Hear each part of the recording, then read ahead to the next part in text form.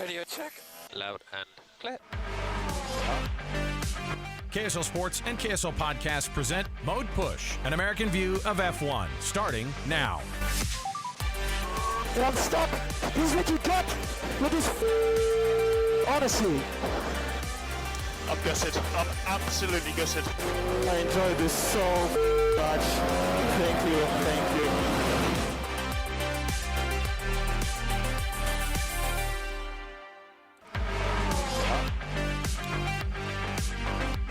All right, everyone, welcome on in. It's another edition of Mode Push, an American view of F1, KSL Sports, KSL Podcasts production.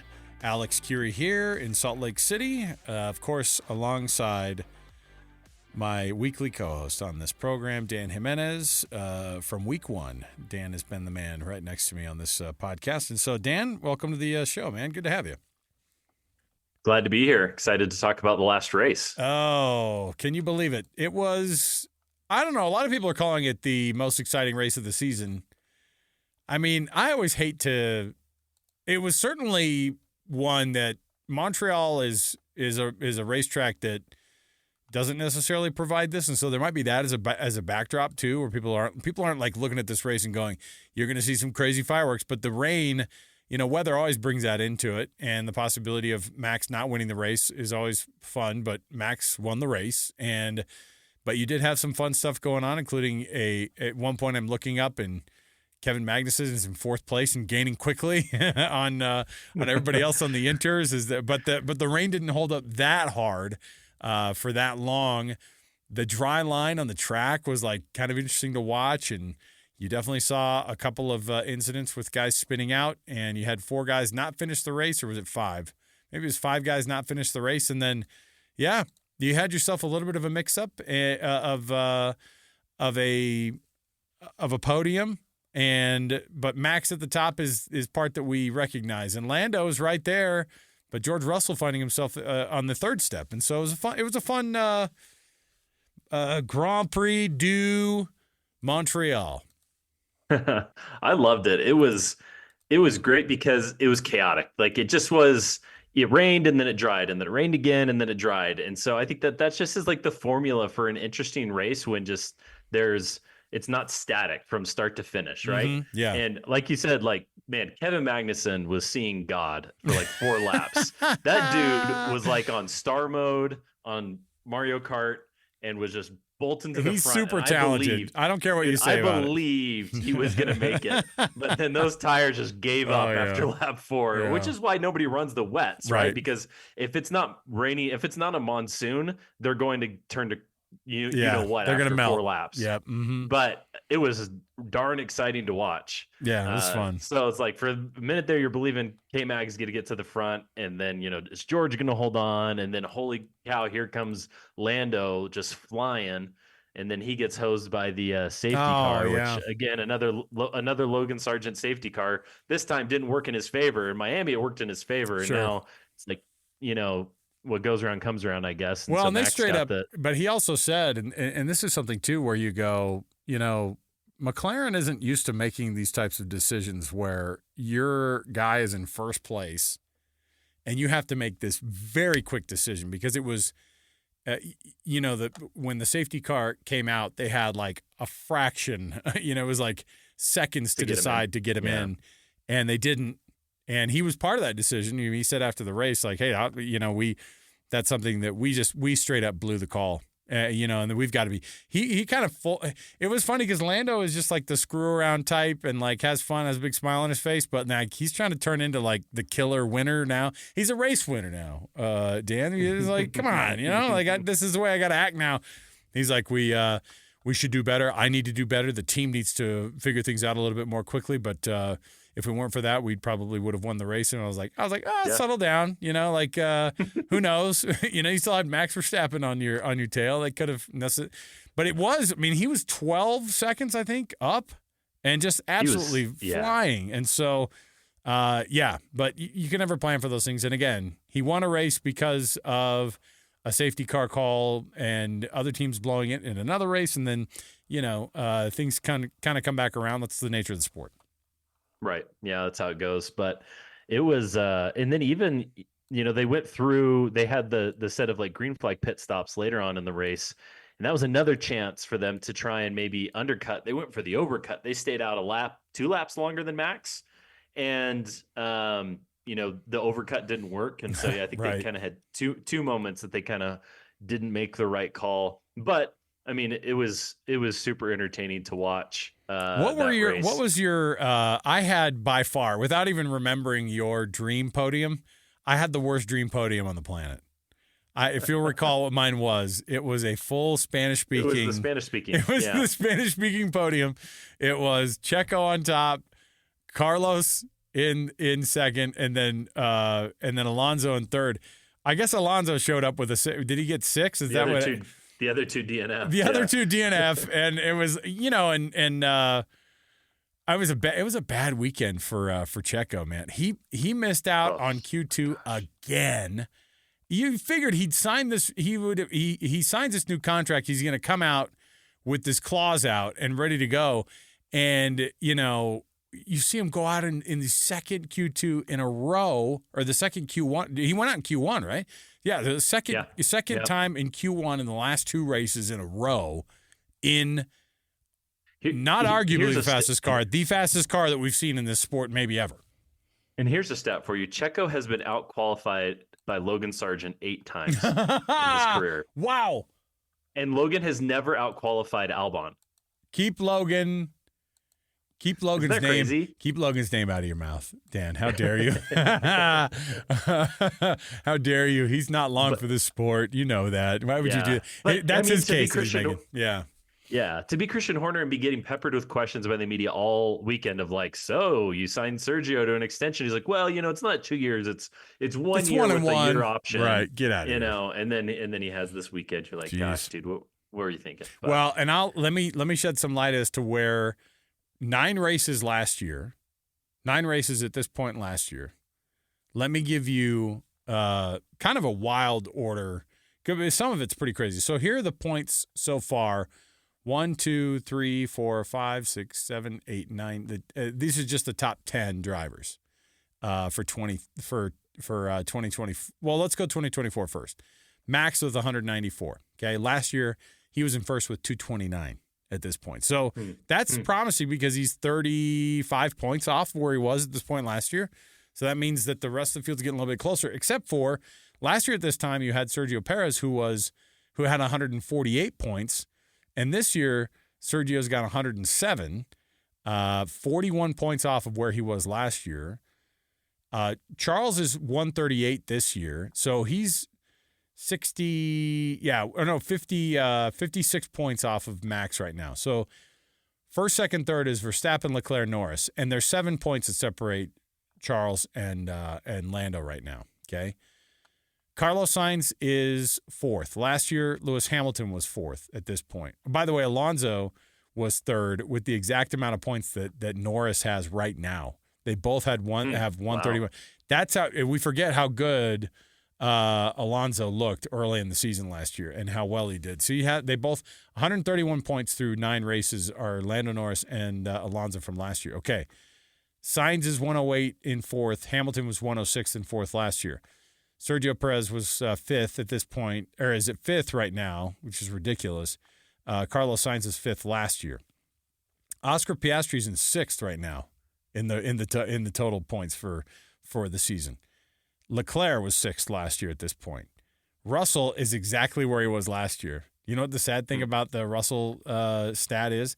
He actually had more points at this point last year than this year, and he's still in 7th in the Drivers' Championship. And he could have won a race. And he could have won a race last weekend. Yeah, he could have won. They were on pole, and they had a quick car.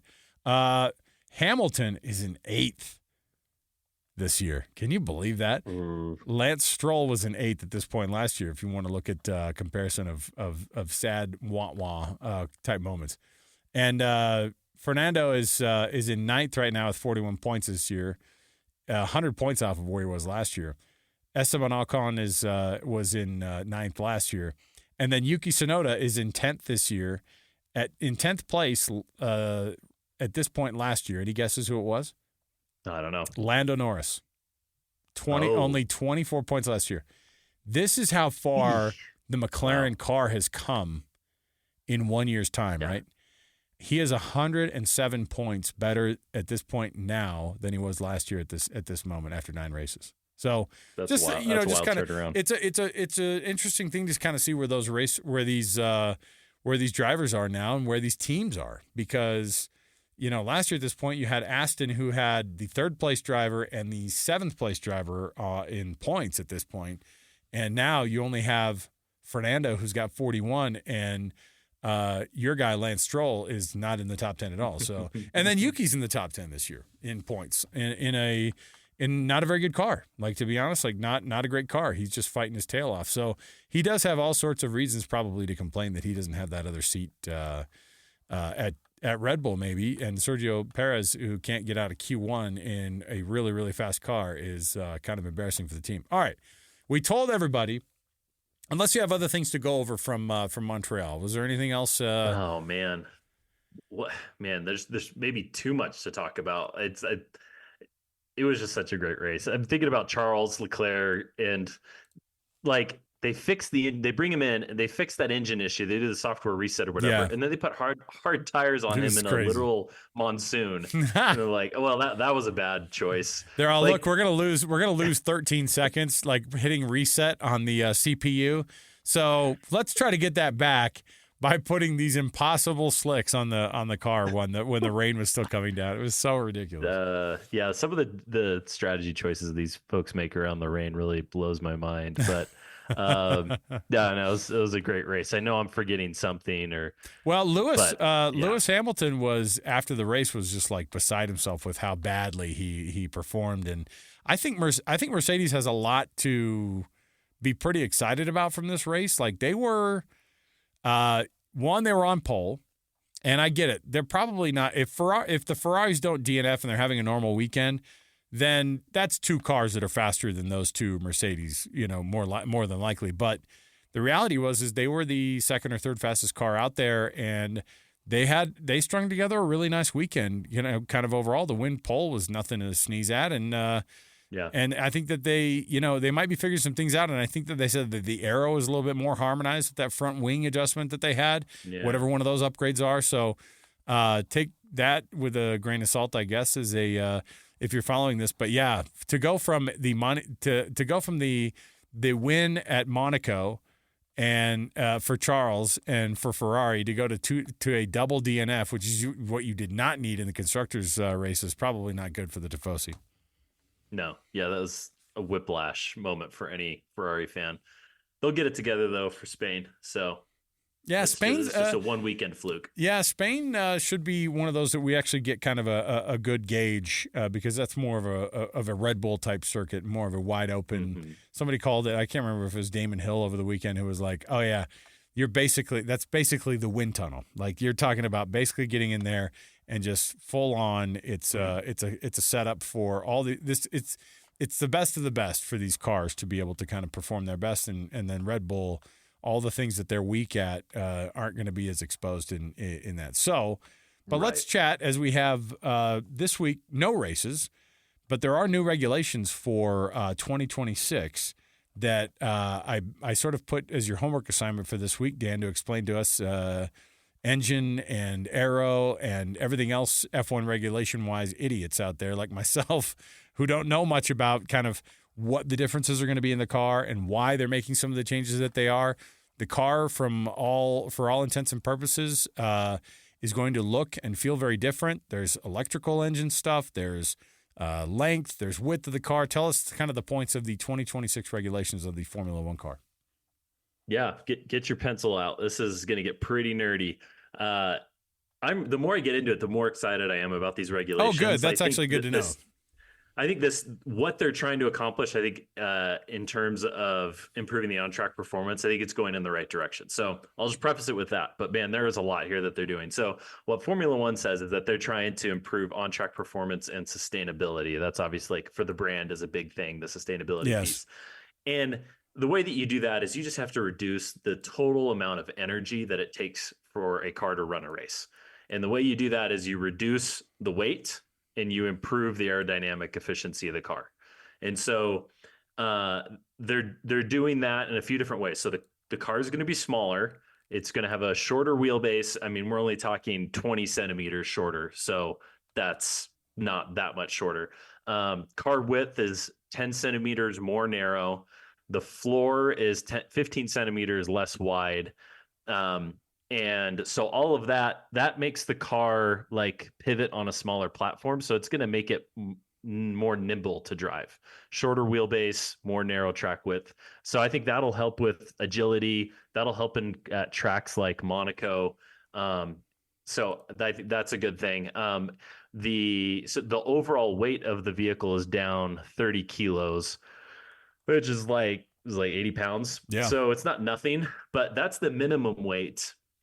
And I think that the delta from today's weight is going to be even more than 30 kilos because they're going to run less fuel. They're not going to need as much fuel before because they're reducing the flow rate. So if you think about how much power, what determines the power that a Formula One car makes, it's basically how fast can you flow fuel into the engine, and then what's the size of the battery and how much can you deploy it.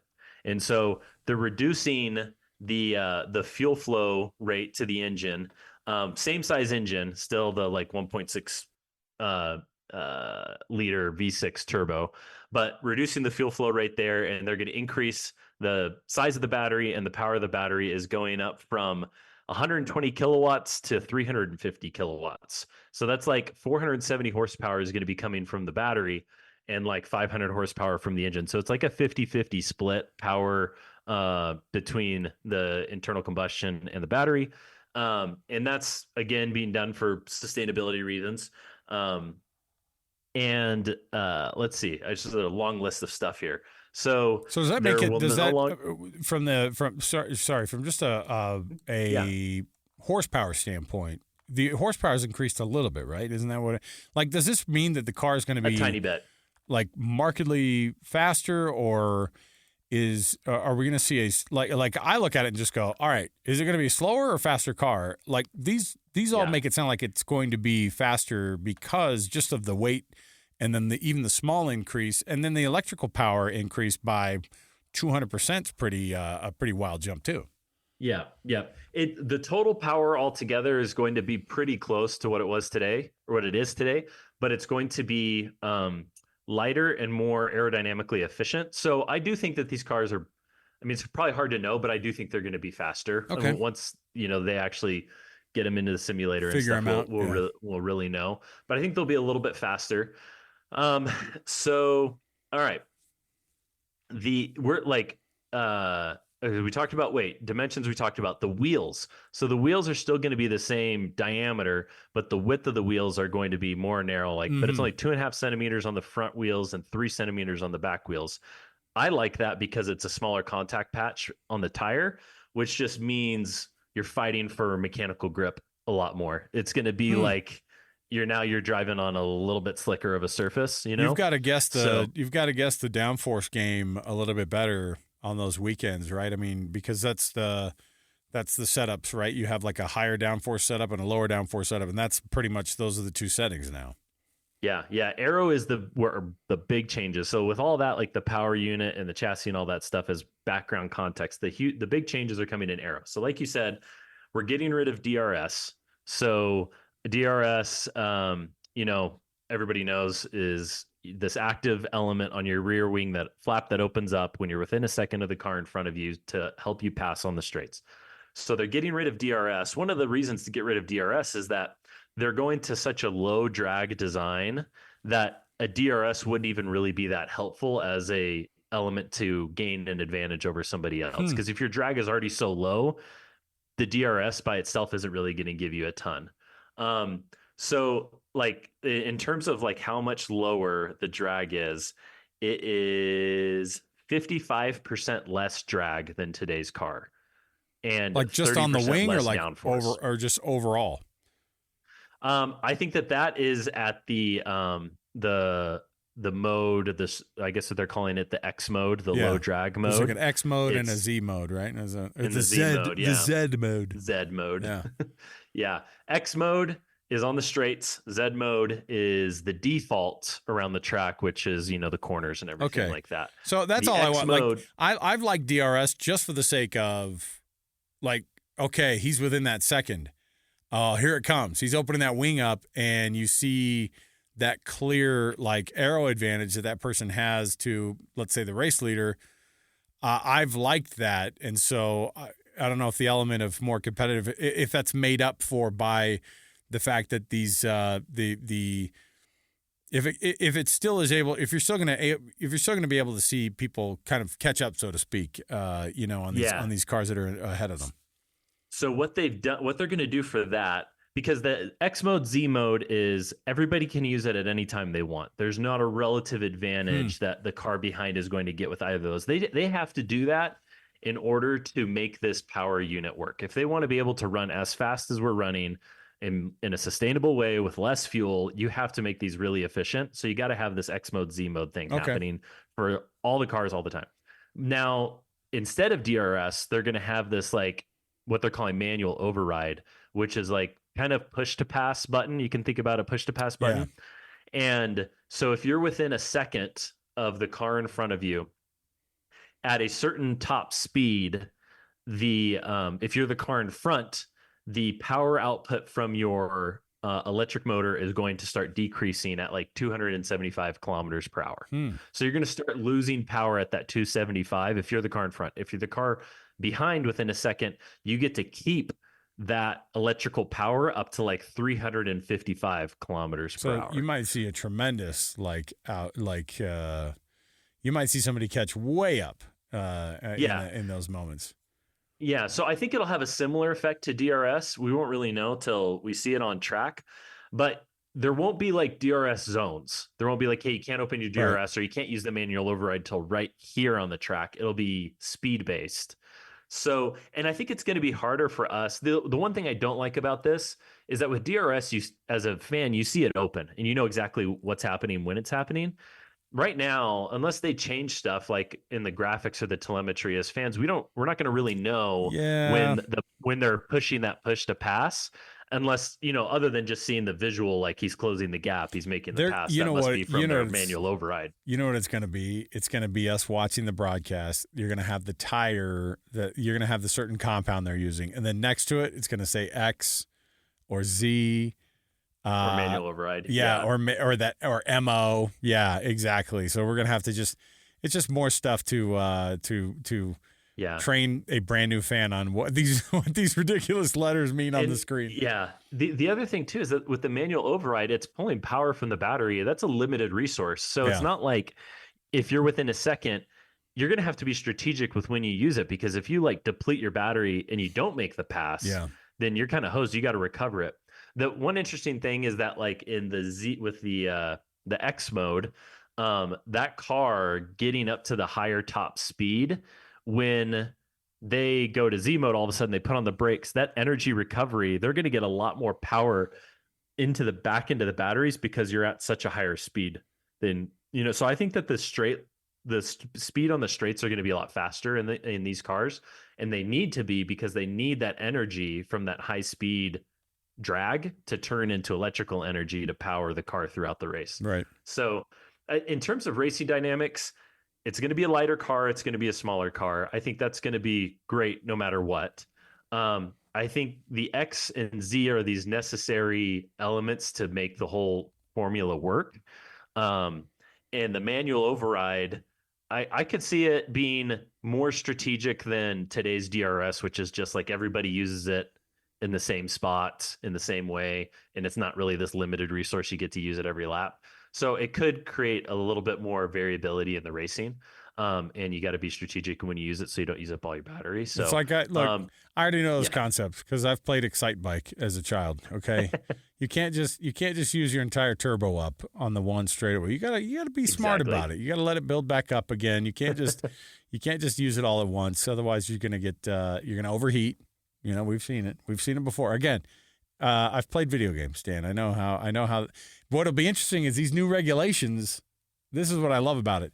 They're just going to be. It's just another element that these drivers are going to have to figure out, and teams are going to have to figure out, and it makes for different racing at the very least in 2026. Yeah, it's going to throw a wrench into everybody's designs, and they the teams cannot start developing this car until like January 1st, 2025. So they I thought they were always developing. I thought they were always developing like the car for 2 years from now, like whenever. I guess they don't get the regulations until. Yeah. I mean, I Come on, somebody's got to be working on it. Come on, there's got to be. I mean, I'm sure in their head, I don't know how they audit these things. I know. I mean, who really knows?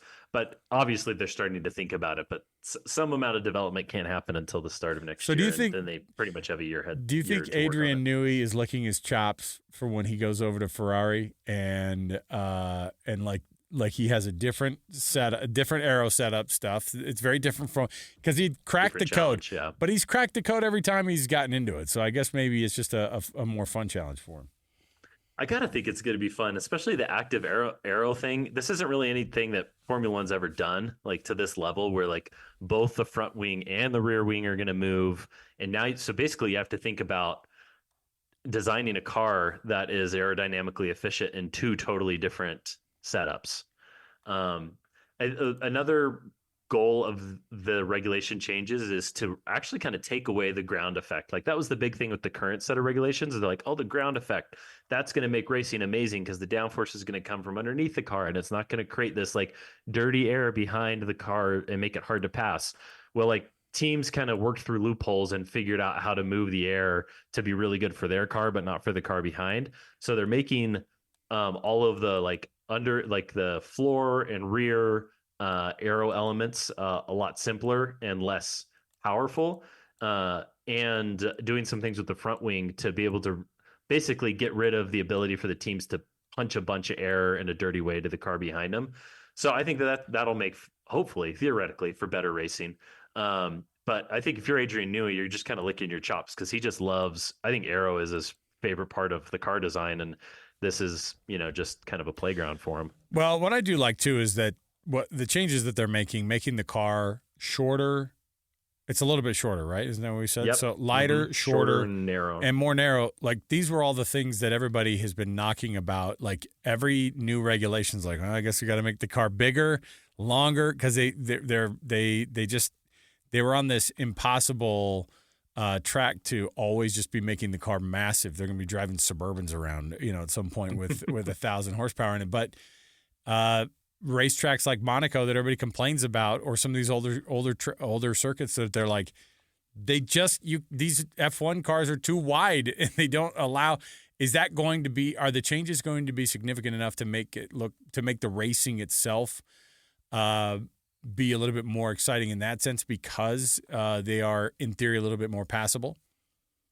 I think so to a small degree. I think that it'll make it.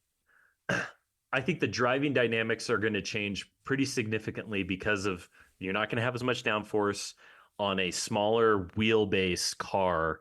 It's going to be twitchy. Like I think that the drivers are going to describe these cars as twitchy, which I think is going to make for great racing. It's going to be hard to put the power down because your rear tires are smaller and you don't have as much rear downforce. Ooh, so the starts of the race could be very interesting, right? I think starts of the race, and then I think as you get into these medium and even high speed corners, like they're going to have to feather the throttle a lot more because F1 cars don't have traction control, and so these drivers are feathering the throttle and working it. But if you've got a huge amount of downforce and big fat rear tires, you just mash the throttle and it's going to stick. If you take all that away and make it a shorter car, it's going to get super super twitchy, which I think is the right thing to do. Lance Stroll's going to be he's going to be spinning circles on accident on the track all year long. It's going to be amazing. He's going to be like, this car is a mess. I can't even drive it. Something's wrong with the front end. It's like, no, you spun out because you know how to control the engine.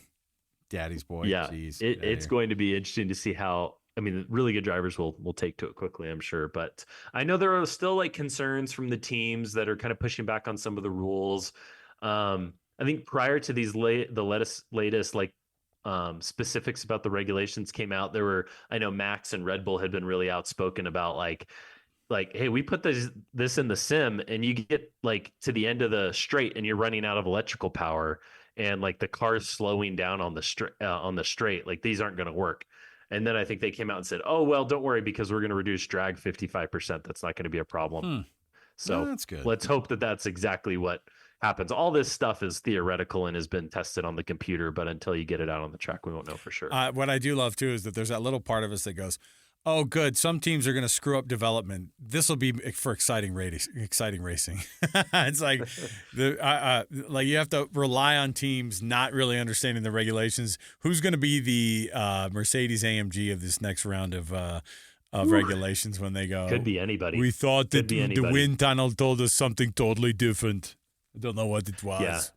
The power unit, I think, is going to be a huge deal. Obviously, power unit and aero are the two biggest ones, but power unit is going to be a big deal. So, I mean, you have Mercedes, Renault, Ferrari, and Red Bull are like the 4 engine manufacturers that we have right now, right?